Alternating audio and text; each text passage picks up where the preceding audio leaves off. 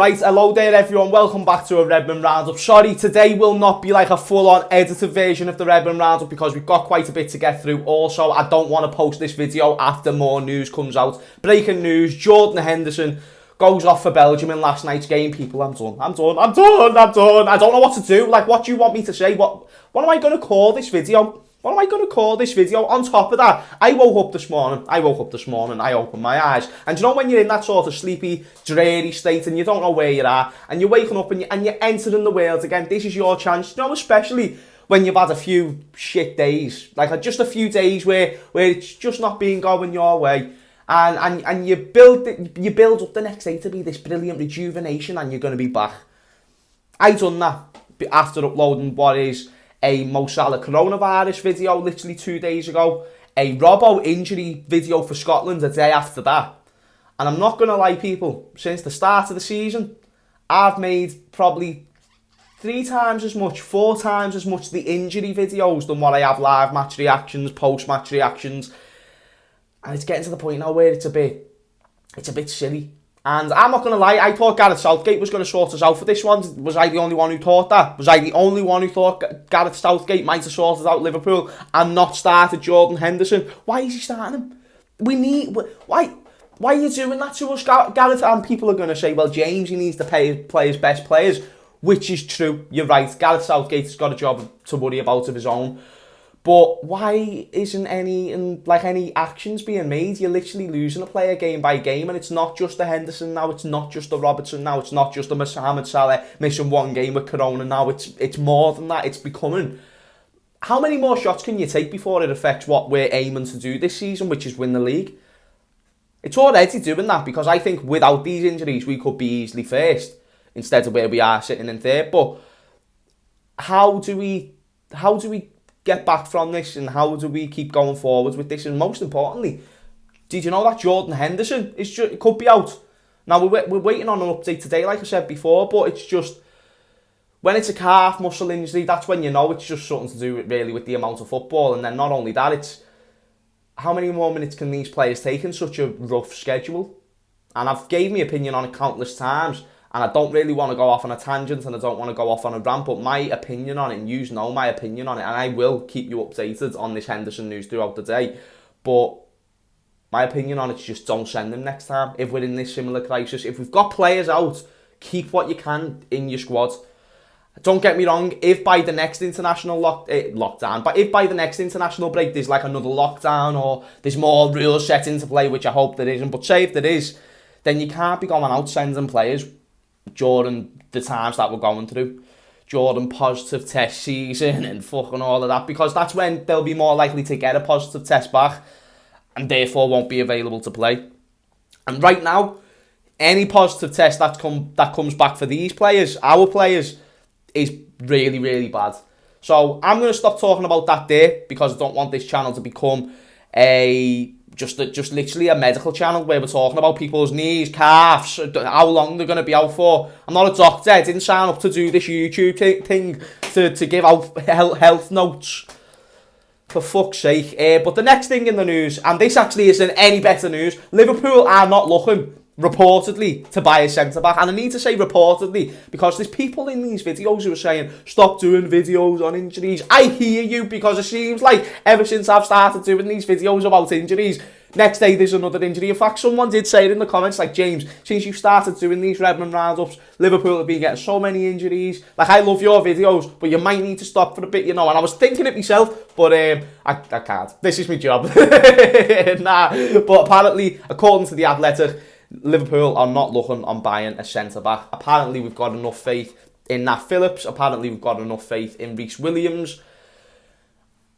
I don't have a problem with this, only if this is 100%, and I'm not just talking 60% or whatever, 100% what Jurgen Klopp wants. If it's what Jurgen Klopp wants, if Jurgen Klopp has agreed saying, nah, I don't need a centre-back, sweet, I'm sound with that.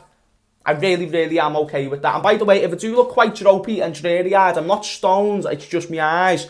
Like, I'm tired and I've just woke up and it's just, like, you know when your eyes are just still trying to adjust to being up? That's what I'm going through right now. Anyway, back to what I was talking about, Jurgen Klopp.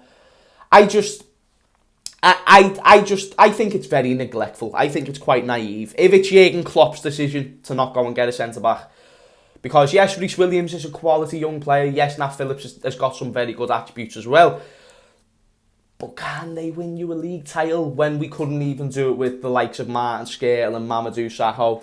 Even when we got 97 points, are they going to be able to do that? If City go off and leave teams again, which I don't know if they're going to do, but hypothetically, are they going to be the ability to make us keep up with them? Because I don't know if they will. And this is just a very interesting one for me if it is true. And I want to know what you think in the comments down below. What's going on in Liverpool's head? What's going on in Jurgen Klopp's head? What's going on in Edwards' head? If they are genuinely thinking, yeah, we're all right. Because I think we do need a centre-back, one of good level.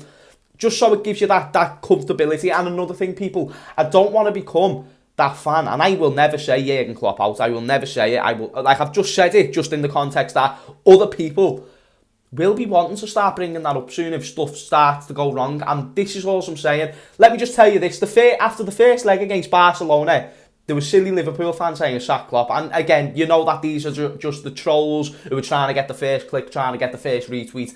Yada, yada, yada. But you know that if we don't go out and get a centre-back and we start to drop in points and performances and defensively we're poor and we concede multiple goals per game, people are then going to find a reason. Because every Liverpool fan right now is saying, buy a centre-back. You don't want to get to a point where the Liverpool fans look right and Jurgen Klopp looks wrong. And Jurgen Klopp is always more right. He is always right. And that is why I actually trust Klopp. And this is the best person, the best manager to have under these current circumstances. All I'm trying to offer to you is that it's not going to be like one of them overnight things. It's not going to be anything like that. I'm very, very interested to see if we don't actually go out and buy a centre-back, because we've been linked with the likes of Mascherano, Koulibaly. And I'm interested to see if this will affect it, because like I said, if we don't go out and get a centre-back, it becomes January, we start doing bad. Fans will start to say, well, I noticed it, you never. Jurgen, you never. Let me be the manager, fuck him off. Get someone else in. There will be the small majority of Liverpool fans who do that. I already know there will. I know that there's them type of fans in this fan base. It doesn't make it right, but I know that that's what goes on. But we'll just have to see how things go. Anyway, to wrap up the video, we've got some international news and then a former Liverpool player retiring. Also, before I continue, I just want to say, rest in peace to the legend that is Ray Clemence, a former Liverpool player, done so much for the club. And I said this about Nobby Styles as well. We're not only saluting you for everything that you've done for our club, but we're saluting you for everything that you've done for our beautiful sport, and everything that you added to the game. So Ray Clemence, rest in peace. But moving in to the Liverpool news, because we have got some Liverpool news to talk about in terms of international duty, and it's not injury news, it's just how the players have been doing there. So Wijnaldum bagged a brace indeed to kickstart the Netherlands' 3-1 victory over Bosnia and Herzegovina in the UEFA Nations League. I must sound like I'm speaking a different language when I'm reading these countries out, mate. But no, good for Gini Wijnaldum there to not only get a win, but to actually get involved with a brace as well, which is very, very good. Keita and Mane strikes, meanwhile, came in qualifying for the Africa Cup of Nations. The former blasted, right, it's just said the former blasted. It hasn't said the former player or anything. It's just said the former blasted in a brilliant finish from outside the box to give Guinea a lead against Chad through the match ended a 1-1 draw. Mane claimed an 82nd minute winner for Senegal at Guinea-Bissau, prodding home the game's only goal from close range after completing a 1-2. The result 1-0 resulted and sealed Senegal's qualification for the tournament finals, which is fantastic there. And yeah, I think that's all the news on that. Oh no, then you've got the Henderson against Belgium coming off at half-time. Kostas Tsimikas was named in Greece's starting 11 for their meeting with Moldova. Got 62 minutes there, which is actually massive for Tsimikas considering he's been injured. So good to see that he's getting minutes there. Nico Williams played the full match as Wales registered a 1-0 win over Ireland, the Republic of Ireland, for whom Kelleher was an unused sub as per usual. Marko Grujic, who is spending the 2021 season on loan at Porto, was introduced in the first half of Serbia's fixture of Hungary. Andrew Robertson was not involved in Scotland's 1-0 defeat by Slovakia, but is making the trip for their clash with Israel on Wednesday night. So, Robbo obviously never played. against Slovakia last night, was it? Was it last night? Because of his hamstring injury, apparently he feels a little bit tight, but he will be going to play against Israel. I don't know how serious the Robbo injury is. I've heard it's not that serious, then I've heard he could be out for a couple of weeks. I'm leaning more towards not that serious, but obviously I will keep it reported and keep you updated over the next few days. But people, before I do round up this video, Mascherano, he's retiring from football. Very, very sad thing to see. I want me water. I really want me water. Yeah, Mascherano, very, very sad to see. I remember in 2010 when he was playing under Rafa Benitez. No, 2008 and 9, sorry. 08-09 it was.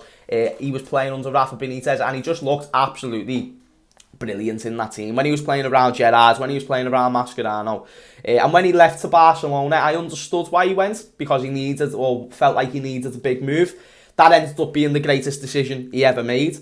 But on top of that, I did really miss him. I thought he was just quality to our team. I thought he was a fighter, and I'd love him even in today's team, just with everything he adds as a player and with his attitude. He's fantastic. But no, that's today's Redmond Roundup. Sorry that it went. Do you know what? I'm not even going to say sorry, because it's not my fault that these injuries are happening. But I'm just sorry that I can't give positive news, because there hasn't been much to give recently. But you never know. In hindsight, we might be able to look at this as a funny thing, mightn't we? Anyway, leave a like, leave a subscribe if you did enjoy. Thank you for all the support as well, people. It means the world. And I'll see you all later. Ta-da.